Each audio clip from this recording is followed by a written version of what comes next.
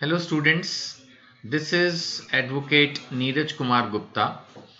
अब इस वीडियो में हम पढ़ना शुरू कर रहे हैं आपका क्वेश्चन जिसके अंदर ये है कि कंप्लेंट कैसे ड्राफ्ट करनी चाहिए, how a complaint is written, क्या प्रोसेस होता है, कैसे कंप्लेंट ड्राफ्ट करनी है, उससे रिलेटेड कुछ बेसिक बातें वो आपसे समझना चाह रहे हैं। समझ लो जैसे एक तो हो गया थ्योरी और एक हो गया थोड़ा प्रैक्टिकल कि किस तरह से कंप्लेंट एक कंज्यूमर फॉर्म में जब जाएंगे तो ड्राफ्ट होगी, थोड़ा प्रैक्टिकल टाइप हो गया, बट खैर लिखना तो आपको एग्जाम में ही है। सो कंज्यूमर कंप्लेंट का जहां तक सवाल है, इसमें ये फर्स्ट लेवल पे है। अगर आप district consumer disputes redressal commission या डिस्ट्रिक्ट कमीशन कहें इन ब्रीफ, इस पर जब आप कंप्लेंट लिख रहे हैं तो ये फर्स्ट लेवल है। और प्रॉपरली रिटन कंप्लेंट जो है वो जरूरी है, तभी तो प्रोसेस शुरू होगा। अगर वहीं रिजेक्ट हो गई तो फिर तो मामला ही गड़बड़ हो जाएगा। नहीं, अब एग्जाम के अंदर अगर माना ज्यादा मार्क्स का क्वेश्चन है तो आप meaning of consumer, meaning of defects, deficiency, ये सब चीजें दे सकते हो। मीनिंग ऑफ कंप्लेंट थोड़ा ज्यादा रेलेवेंट हो जाता है इस क्वेश्चन में। सो कंप्लेंट्स क्या है, एक रिटन एलिगेशन है। ऑब्वियसली यहाँ पर बात तो आपको राइटिंग में ही करनी पड़ेगी, चाहे फिजिकल करो चाहे ऑनलाइन करो। अब ये मत सोचना कि सर ऑनलाइन है, ऑनलाइन में भी रिटर्न तो होगा। तो चाहे फिर डिफेक्ट इन गुड्स है, डेफिशिएंसी इन सर्विस है, अनफेयर ट्रेड प्रैक्टिस है, ओवर चार्जिंग है, या हेजार्डियस गुड्स और सर्विसेज है, इनमें से कोई भी मैटर हो तो आपको बेसिकली एक रिटन कंप्लेंट फाइल करनी है कंज्यूमर फोरम में। अब इसकी इंपॉर्टेंस क्या है? इंपॉर्टेंस यही है ना कि it clearly presents the facts and helps the commission to understand the dispute. पहले कमीशन समझे तो सही, अगर आपने ठीक से कंप्लेंट फाइल की है तो कंज्यूमर कमीशन जो है, चाहे वो डिस्ट्रिक्ट लेवल है चाहे स्टेट लेवल है, वो समझ तो पाएगा बात को। और खासकर डिस्ट्रिक्ट लेवल ज्यादा इंपॉर्टेंट है क्योंकि वो फर्स्ट लेवल है। सो इससे आपके सक्सेस के चांस और स्पीडी जस्टिस के चांस ज्यादा है। और पुअर ड्राफ्टिंग कर दी तो हो सकता है कि रिजेक्शन हो जाए या डिले, दोबारा फाइल करने को बोले, तो उसका भी तो कोई फायदा नहीं ना। तो उस हिसाब से देखा जाए तो proper drafting is very very important. अब आप कैसे करोगे? तो सबसे पहले तो आप एक हेडिंग डालोगे। हेडिंग को थोड़ा समझना जरूरी है। हेडिंग जो है वो इस तरह से आएगी, before the district consumer disputes redressal commission, bracket में दिया है डिस्ट्रिक्ट का नाम। अब जैसे हमारे यहाँ होगा रोहिणी वेस्ट, आगे दिल्ली भी लिखोगे, है ना। या जैसे मान लेते हैं डिस्ट्रिक्ट होगा, कोई भी एक डिस्ट्रिक्ट समझ लो, गौतम बुद्ध नगर उत्तर प्रदेश, है ना, या मे बी गाजियाबाद उत्तर प्रदेश, या गुरुग्राम हरियाणा।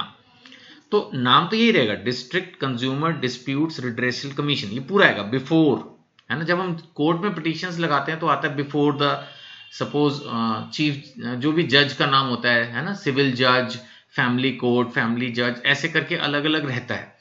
तो इसमें भी उसी तरह से आएगा। तो अभी हम बात कर रहे हैं कि कंप्लेंट में क्या क्या आएगा। सबसे पहले हेडिंग, फिर है details of the party. Detail of party में ऑब्वियसली दोनों के नेम एंड एड्रेस आएंगे। कंप्लेनेंट कौन है, अपोजिट पार्टी कौन है। आमतौर पर कंप्लेनेंट तो होगा कंज्यूमर, जिसने वो प्रोडक्ट खरीदा या जिसको वो सर्विस गलत मिली। और जो बिजनेसमैन है जिसने वो सर्विस दी या प्रोडक्ट बेचा, या मैन्युफैक्चरर, वो हो गया name and address of opposite party, वो इनवॉइस में रहता है। अब है फैक्ट्स, कब खरीदा, क्या हुआ क्या नहीं हुआ। फिर है कॉज ऑफ एक्शन। अब कॉज ऑफ एक्शन क्या है, एक्चुअल ट्रांजैक्शन कब हुई, कहां हुई, क्या हुई, उसमें क्या डिफेक्ट था जिसकी वजह से अब आपको लग रहा है कि आपको कंपेंसेशन मिलना चाहिए। एक तरह से कहानी जो है ना आपकी, वो कॉज ऑफ एक्शन है कि क्यों ये कंप्लेंट आपने ड्राफ्ट की, क्या हुआ। फैक्ट्स तो सिंपल ये हो गया, आप समझिएगा कि भाई फैक्ट्स हो गए कि मैंने ये चीज यहां से इतने में उस दिन खरीदी, उसके बाद जी मेरे को वो क्वालिटी ठीक नहीं मिली, आफ्टर सेल सर्विस नहीं मिली, ओवर चार्ज कर लिया, ये हो गया, तो सबसे कॉज ऑफ एक्शन अराइज हो गया। तो एक तरह से जो कंप्लेंट है, मेन जो बॉडी ऑफ द कंप्लेंट है, वो कॉज ऑफ एक्शन हो गई। फिर है रिलीफ सॉर्ट, आप क्या चाहते हो।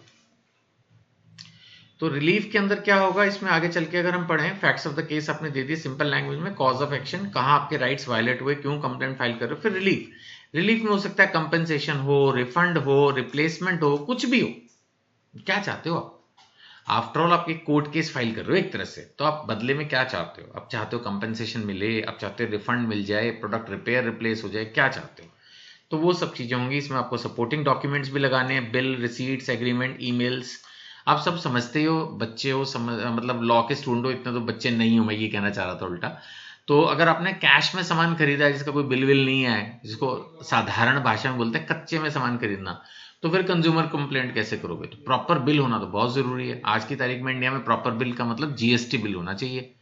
तो आप जब कोई सामान खरीद रहे हो तो बेटर रहेगा कि प्रॉपर जीएसटी बिल लो। कई लोग मैंने देखा जल्दीबाजी में इवन केमिस्ट से भी मेडिसिन खरीदते वक्त कैश दे के खरीद लाते हैं, कोई बिल लेते ही नहीं। तो फिर कल को अगर मेडिसिन खराब निकली तो कुछ नहीं होने वाला। वो थोड़ी बोलेगा कि मैंने दी थी, वो तो कहेगा मेरी है ही नहीं, वो तो न कर ही जाएगा, वो तो कहेगा मैं आपको ही नहीं पहचानता। फिर आप सीसीटीवी फुटेज के थ्रू प्रूव करते रहो, कंज्यूमर कोर्ट कहेगा भैया ये तो फिर फ्रॉड ही हो गया, तो जाके कहीं और ही जा क्रिमिनल कंप्लेंट फाइल कर। So it is always better to have a proper receipt of every product or service which you are availing. Signature verification last में होता ही है, साइन तो करोगे, और साथ में वेरिफिकेशन का मतलब होता है कि जो भी आपने पर्टिकुलर्स दिए हैं, गवर्नमेंट आपसे लिखवाती है भाई आप कंप्लेंट कर रहे हो ना, तो वेरीफाई करो that above particulars are true and correct to the best of my knowledge and belief. इसको बोलते हैं वेरीफाइड, कि जो कुछ भी मैं दे रहा हूं, मैं इसको टाइप भी कर देता हूं, इसमें बेसिकली ये बात होती है that above particulars are true and correct to the best of my knowledge and belief। यानी कि जो मेरा ज्ञान है, सोच है, उसके हिसाब से जो कुछ भी मैंने ऊपर दिया है वो सही है। किसी ने मेरे को इन्फ्लुएंस नहीं किया, अपने माइंड से मैंने ये पूरी कंप्लेंट ड्राफ्ट की और सब कुछ सही है, यानी नहीं कि कुछ भी झूठ किसी के बारे में लिख दो, वो नहीं चलेगा। प्रोसीजर हम पहले भी ऑलमोस्ट पढ़ चुके हैं। 1 करोड़ तक के केसेस जो है डिस्ट्रिक्ट कमीशन में जाएंगे। सबसे पहले आपको कंप्लेंट फाइल करनी है, जो कि फिजिकली और ऑनलाइन दोनों हो सकती है। बात कर रहा है इसमें प्रेस्क्राइब्ड फीस की, चाहे प्रेस्क्राइब फीस 100 रुपए हो, ऐसा कोई बहुत लाखों रुपए में फीस नहीं लेते आपसे, लेकिन जो भी है वो फीस चाहे 100, 200, 50 जो भी है वो जमा करनी है। देन इसमें 21 दिन के अंदर कमीशन डिसाइड कर लेगा। अगर माना वो कुछ आपको आंसर नहीं देता तो मीन्स एक्सेप्ट हो गई। उसके बाद एक नोटिस जाएगा अपोजिट पार्टी को, फिर देन उसका रिप्लाई आएगा within the time limit.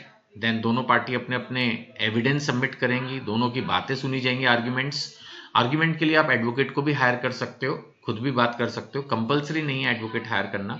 और फिर एक फाइनल ऑर्डर आएगा और उसमें रिलीफ ग्रांट होगा।